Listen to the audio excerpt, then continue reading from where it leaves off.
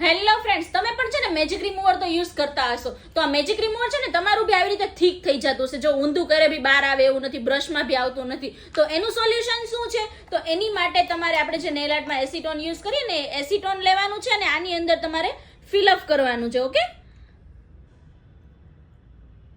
અને ત્યાર પછી હવે આપણે એનું ઢક્કન બંધ કરીશું અને એને શેક કરવાની છે. બોટલને આખે પૂરેપૂરી શેક કરવાની છે બધી રીતે, અને એને વેઇટ આપવાનો છે અને ટાઈમ આપવાનો છે 2-5 મિનિટનો. ઓકે, ત્યાર પછી આપણે જોઈએ કે બોટલ્સનું રિઝલ્ટ કેવું આવે છે.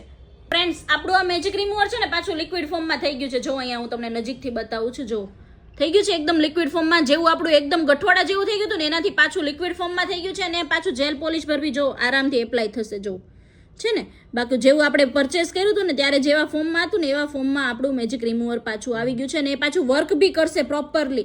જો હજી તો લગાવ્યું છે ને ત્યાં જ એની રિમૂવિંગ પ્રોસેસ સ્ટાર્ટ થઈ ગઈ છે. ઓકે,